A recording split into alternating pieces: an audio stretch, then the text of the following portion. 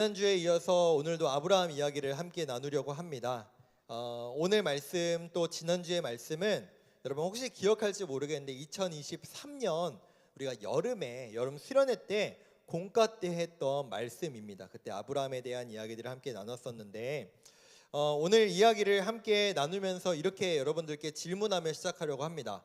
여러분 최근에 여러분의 가족들 또는 친구들 또는 그 외에 누군가와 약속을 한 기억이 있습니까? 어떤 것을 약속한 기억? 우리 이거 이렇게 하자, 또는 우리 이거 언제 만나자, 우리 나중에 이거 지켜야 돼, 이런 약속을 하신 혹시 기억이 있나요? 보통은 이제 내가 내 스스로에게 하는 약속도 있죠. 보통 2025년 이제 새롭게 한 해를 시작할 때 나는 올해는 이거는 꼭 지키겠다, 나 올해는 이것만큼은 꼭 해내겠다라고 나 스스로에게 약속을 하기도 합니다.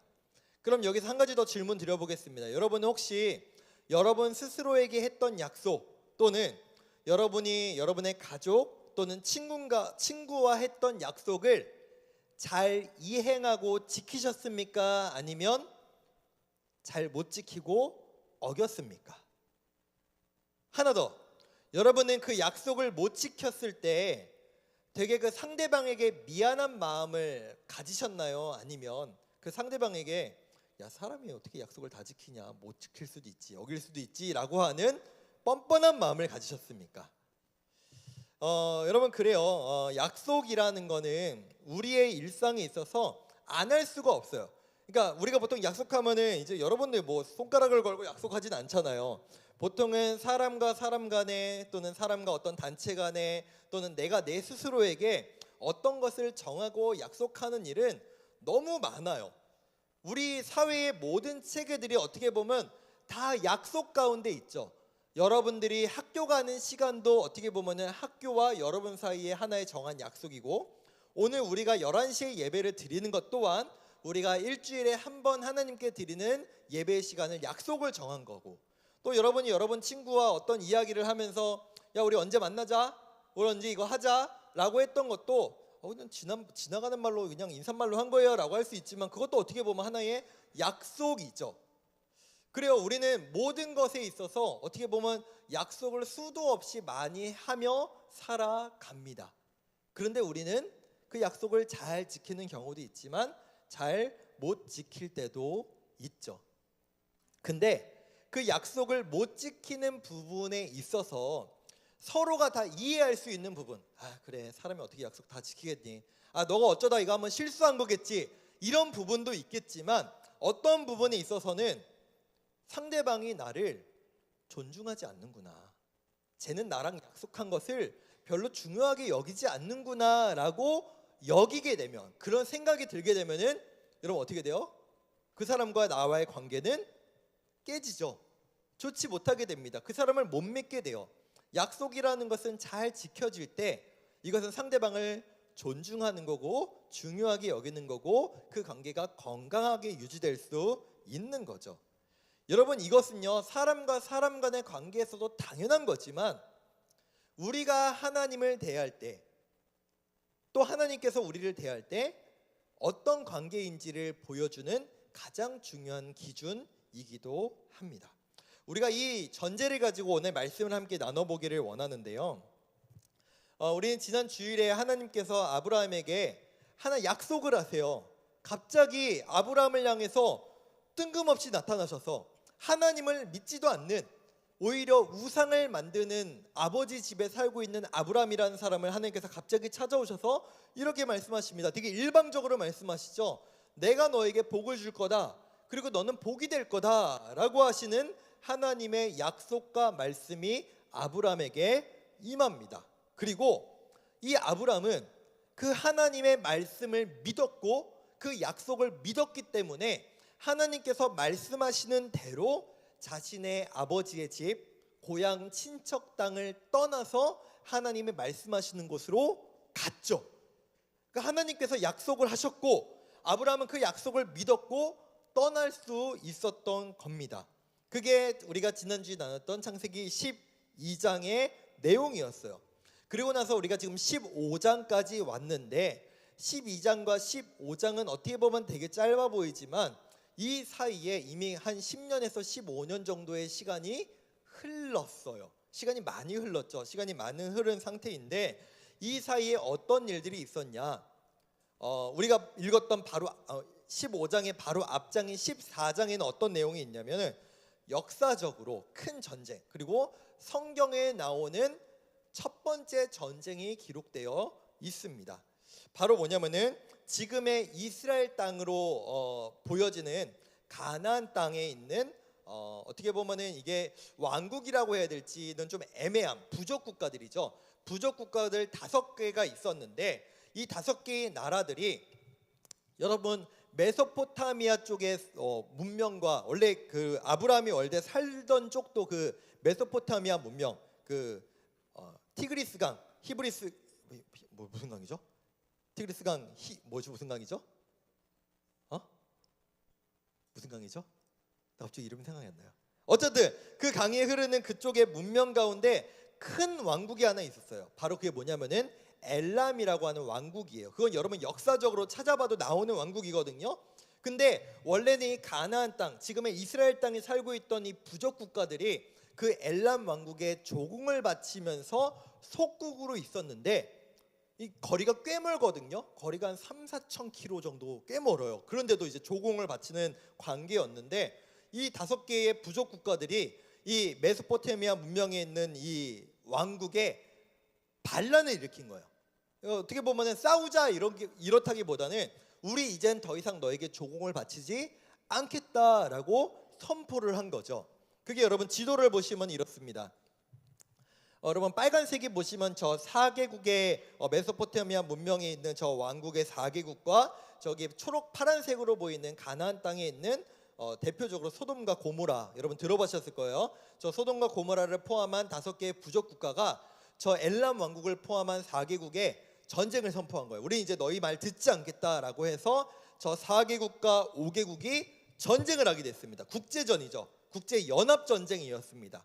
근데 여러분 사실은 이 전쟁의 사이즈가 5개국과 4개국의 전쟁이지만 비교가 안 될 정도로 저 4개국이 셌어요. 저 엘람이라고 하는 저 왕국은 진짜 역사적으로도 엄청 큰 왕국 중에 하나였거든요. 근데 그 전쟁에 어떤 사람이 휩쓸리게 되었냐? 바로 아브라함의 조카인 롯이라고 하는 사람이 있거든요. 저 롯이라는 사람이 소돔과 고모라라고 하는 지역에 살았어요. 그러니까 저기에서 생활 터전을 잡고 살고 있었는데 어떻게 해요? 전쟁이 일어나 버린 거예요. 아브라함은 저기 안 살았거든요.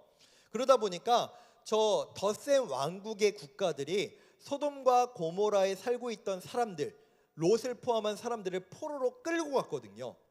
그때 아브라함이 그냥 두고 보지 못하고 이 아브라함이 그래도 세력이 꽤 강했거든요. 하나님께서 그에게 진짜 복을 주셔서 그에게 재산도 많게 하시고 여러분 일개 개인 한 사람이 자신의 사병, 자신의 군대를 318명이나 두는, 그러니까 자신의 군대가 300명이 넘는 거예요.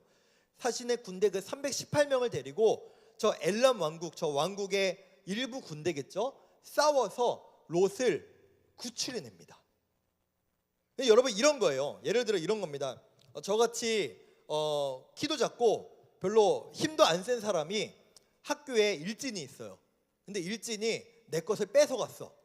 그래가지고 내가 그것을 다시 되찾고 싶어가지고 몰래 뒤통수를 한 대 때려가지고 그 내 물건을 뺏어갖고 온 거예요. 뒷수습은 어떻게 해요? 끝났나요 전쟁이? 이 싸움이 끝났나요? 이 상황 종료됐습니까? 아니에요. 이제 내일부터 나는 어떤 일이 일어날지 모릅니다. 어떤 보복을 당할지 몰라요. 내일 어떤 피해 보복이 일어날지 모르는 거야. 아브라함이 지금 딱 그 상황이었어요. 그러니까 작은 전투에서 승리를 거뒀지만 저 엘람이라는 하나의 왕국이잖아요. 거대한 국가입니다. 국가가 이 아브라함에게 어떤 보복을 할지 모르는 외부적으로 진짜 불안한 상황 가운데 있었던 게, 나와 내 가족들이 다 죽을 수도 있는 상황 가운데 있었던 게 아브라함의 상황이었습니다. 그 가운데 아브라함이 너무 불안한 가운데 하나님 앞에 자기의 불만을 막 얘기했던 것 같아요. 여러분도 그렇지 않겠습니까? 하나님이 나에게 약속하신 게 있어요. 하나님께서 너에게 복을 줄 거고 너에게 그토록 원하는 자녀를 줄 거래요. 자녀뿐만 아니라 자손을 줄 거래요. 근데 지금 10년이 넘도록 나에게는 자녀가 없어. 내가 처음에 하나님께 부름받았을 때 나이가 75세였는데 이제 90세가 돼가는데 내 아내도 나이가 이제 80이 넘어가는데 아이가 없는 거예요. 불안하죠. 대체 하나님의 약속은 이루어질까라고 하는 의심과 두려움이 사람이라면 당연히 들겠죠. 그래서 하나님께 이 아브라함이 이렇게 얘기합니다. 2절 말씀이에요. 아브라함이 이르되 주 여호와여 무엇을 내게 주시려 하나이까? 나는 자식이 없사오니 나의 상속자는 이 다메섹 사람 엘리에셀이니이다. 그러니까 아브라함 자신이 이런 마음이 드는 거예요. 내가 진짜 자녀를 낳을 수 있을까? 나에게 진짜 자식이 생길 수 있을까? 막 이런 불안함이 들면서 아니 자식이 생기는 건 둘째치고 지금 나는 내 가족을 지킬 수 있을까? 내가 자녀를 보기 전에 내 가족들을 안전할 수 있을까라고 하는 외부적인 두려움과 나 자신도 믿을 수 없는 내가 과연 남자로서의 역할을 감당할 수 있나? 내 아내가 여자로서의 역할을 감당할 수 있나라고 하는 그 불안함이 이 아브라함을 사로잡았던 겁니다. 여러분 같으면 안 그러겠습니까? 이런 거죠. 하나님께서 여러분에게 갑자기 너를 서울대를 보내주겠대요. 근데 나는 모의고사를 봐도 5등급 나와. 또 시험을 봤는데 또 5등급만 나와. 그러면은 하나님 이게 맞아요? 이게 한 등급이라도 올라가야지 내가 정말로 그 대학을 갈 수 있다는 소망이 있지 않겠습니까? 근데 시간은 흘러가고 나의 상태는 여전히 그대로가 아니라 악화되고 있는 상황에 불안할 수밖에 없죠. 그렇다면 하나님께서 아브라함에게 이전에 어떤 약속을 구체적으로 하셨냐? 우리 12장과 13장 내용 한 번 더 보겠습니다. 12장 여호와께서 아브라함에게 나타나 이르시되 내가 이 땅을 내 자손에게 주리라. 이거는 지금 자녀가 없는 아브라함에게 자식을 주겠다는 이야기죠. 그리고 13장에서 이렇게 말씀하세요. 내가 네 자손이 땅에 티끌 같게 하리니. 여러분 이 티끌이라는 건 뭐냐면은 먼지같이 흙먼지같이 하겠다라고 하는 말씀인데 아브라함이 지금 있는 장소가 어디냐? 사막하고 동일하지 않지만 사막과 같은 광야예요. 여러분 우리는 우리도 이거 찾아보면은 모래, 흙 찾아볼 수 있겠지만 사막 많지는 않겠죠. 지금 땅을 보면 다 흙과 모래입니다. 근데 하나님께서 뭐라고 하세요? 내가 네 자손을 이 흙과 모래처럼 많게 하겠다라고 약속을 하셨다는 거예요. 근데 아브라함에게 있어서 아마 가장 간절했던 건 자녀였던 것 같아요. 요즘은 나 혼자 산다, 자녀 없는 딩크족 이런 이야기들이 많지만 사실 20-30년 전까지만 해도 여러분 대를 잇는다는 건 너무 중요했어요. 그래서 저희 어머니 때만 저희 어머니가 이제 아이를 낳고 할 때만 해도 이제 아들 없으면은 좀 되게 눈칫밥 먹는 그런 상황 가운데 있었거든요. 다행히 저는 이제 아들을 낳아서 저희 어머니는 몰라 이쁨을 받았는지 안 받는지 모르겠지만 저도 어렸을 때 할머니가 살아계실 때 맨날 저보고 뭐라고 하셨냐면 우리 집 장손 이 얘기를 하셨거든요. 왜냐하면 저희 친가에는 저를 포함해서 이제 친가 친척이 6명이거든요. 근데 저 아래로는 다 여자예요. 다 여자예요. 그러니까 할머니가 저를 되게 편애하셨어요. 그러니까 설이나 추석 때 이제 친척들 다 모이면은 저한테만 막 그 세뱃돈이나 용돈 2배로 주시고 맨날 우리 장손 이렇게 챙기니까 저는 제 여동생을 포함한 5 친척 여동생에게 시기와 질투와 미움을 받는, 저만 방에 안 들여보내줘요. 저만 안 껴주는 이런 핍박을 당했는데, 그래요. 얼마 전까지만 해도 지금 이 시대에 아들 대를 잇는다는 게 그렇게 중요했는데, 여러분들은 못 느끼겠지만 여러분 지금으로부터 약 4,000년 전 이때 대를 잇는다는 게 얼마나 중요했겠습니까?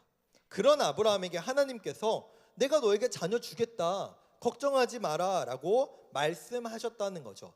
근데 하나님께서 불안해하는 그 10수년이 지나는 동안 하나님, 시간이 흘렀는데 여전히 저희 상황은 변한 게 없습니다 라고 말하는 아브라함에게 하나님께서 다시 한번 말씀으로 자신의 약속을 확인해 주시는데요. 그게 바로 오늘 말씀 5절입니다. 우리 5절 말씀 보겠습니다.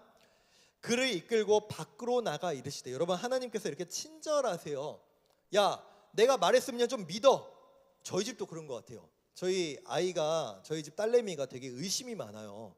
봐야 돼요. 보지 않으면은 믿질 않아요. 예를 들어서 이제 뭐 먹을 걸 사왔어요. 유나, 이거 엄마 아빠가 너 먹을 거 사왔어라고 하면은 보여달래요. 봐야지 믿겠대요. 그게 진짜 내 건지를 봐야 믿겠대요. 이런 의심 많은 아이인데, 하나님께서 이 의심 많은 아브라함에게도 이렇게 말씀하시는 거예요. 그를 이끌고 밖으로 나가서, 야, 나와봐. 저 하늘의 별 봐봐. 우리 여러분, 이번에 수련회 간 친구들 이번에 봤잖아요. 얼마나 그 강화도 밤에 별이 많은지 보시면서 하나님 말씀하시는 거예요. 별들을 봐라. 4,000년 전에 얼마나 별이 많았을까요? 내가 네 자손을 이 별처럼 많게 줄 거다라고 하나님께서 다시 한번 약속을 확인해 주시는 겁니다. 그래요, 여러분. 아브라함의 어떻게 보면 이 볼멘 소리, 하나님을 향한 이 불평과 불만은 우리로서는 이해할 만해요. 여러분 같아도 그렇지 않겠어요? 여러분의 부모님이 여러분에게 약속을 했어요. 성진아, 내가 나중에 너한테 핸드폰 좋은 거 최신형으로 사줄게, 스마트폰. 근데 1년이 지나도 5년이 지나도 10년이 지나도 엄마가 안 사줘. 그럼 우리는 이런 말 할 수 있지 않겠어요? 엄마, 진짜 사주긴 하는 거야? 진짜 나에게 스마트폰 사줄 거야? 라고 물어보지 않겠습니까? 아브라함이 딱 그 상황이었는데, 지금 아브라함은 심지어 불안해요. 내 인생이 곧 끝날지 모르겠어. 저 엘람이라는 왕국이 나를 언제 쳐서 죽일지 모르겠고, 내가 정말로 아이를 낳을 수 있는 신체가 언제까지 유지될지도 모르겠는 이 상황 가운데 하나님께서 그에게 이 하늘에 보이는 별과 같이 너에게 자손을 주겠다라고 말씀하고 다시 한번 약속하시자 아브라함이 어떻게 했다? 6절에서 아브라함이 그 말씀을 믿었다. 다시 한번, 아브라함이 그 말씀을 믿었다라고 성경은 기록하고 있습니다. 여러분, 여기에서 믿었다라고 하는 이 동사는요, 그럼 지금까지 아브라함이 안 믿었다라고 하는 것을 의미하는 건 아니에요. 믿었어요. 하나님이 나에게 자녀를 주시겠다는 걸 믿었는데, 지금 내 상황이 이 사실을 뭔가 받아들일 수 있나라고 하는 그 불안함과 두려움 속에서 다시 한번 그 약속을 사실로 받아들이다, 어떤 것을 신뢰하다, 그 약속을 다시 한번 신뢰하다, 안심하다라고 하는 의미를 담고 있는 동사가 바로 아브라함의 믿었다요. 다시 한번, 아브라함이 그 약속을 다시 한번 신뢰하고 안심했다. 내 외부의 환경, 나 스스로의 모습도 신뢰할 수 없는 모습이지만 하나님의 약속을 믿고 안심했다라고 성경이 기록하고 있는 겁니다. 여러분, 근데요, 하나님은 여기에서 그치지 않으세요. 하나님께서는 다시 한번 아브라함에게 하나를 말씀하시고 명령하시는데요, 우리가 오늘 본문에서 읽었지만 하나님께서 갑자기 짐승들을 가지고 오라고 하세요. 짐승들을 가지고 와가지고 반으로 갈르래요. 반으로 갈라서 다 펼쳐놓으래요. 그러고 나서 어떻게 하시냐? 여러분, 그림을 한번 볼까요? 그림을 보시면 잘 보일지 모르겠는데, 여러분, 당시 이 고대 이 히브리 이 가나안 지역에 있는 사람들은 사람과 사람이 어떤 약속을 정할 때는요, 무섭게 했어요. 약속을 어떻게 무섭게 했느냐?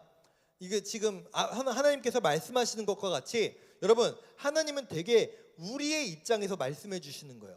야, 너가 그 가나안 민족 사람들이 약속할 때, 언약 맺을 때 이렇게 하잖아. 짐승 갖다가 놓고 반으로 갈라서 쪼개놓고 그 가운데를 지나가면서 내가 만약에 이 약속을, 이 언약을 지키지 않을 시 나는 이 짐승같이 반으로 쪼개져 죽을 것을 맹세합니다, 약속합니다 라고 언약하는 게 당시 사람들의 관습이었거든요. 하나님께서 이걸 또 보여주시는 거예요. 소도, 양도, 염소도, 새도 이렇게 가지고 오라고 하셔가지고 쪼개놓고, 아브라함은 지나가라고 하지 않으세요. 하나님께서 하나님의 임재의 상징인 그 횃불이 그 가운데를 지나가면서, 야, 내가 너에게 한 약속을 내가 반드시 지킬 거야. 너희들 약속을 반드시 지킨다고 약속할 때 이렇게 하지, 내가 이렇게 너에게 다시 한번 보여줄게 라고 말씀하고 계신 거예요. 날 믿어라, 날 신뢰해라, 난 내가 한 약속은 반드시 지킨다 라고 하나님께서 다시 한번 확인해 주시는 겁니다. 그럼 우리는 여기서 이렇게 물어볼 수 있죠. 하나님은 그럼 아브라함에게 하신 약속이 자녀를 주시겠다는 약속이라면 나에게 주신 약속은 뭐예요? 난 뭘 신뢰하고 뭘 믿어야 돼요? 라고 하는 질문을 할 수 있겠죠.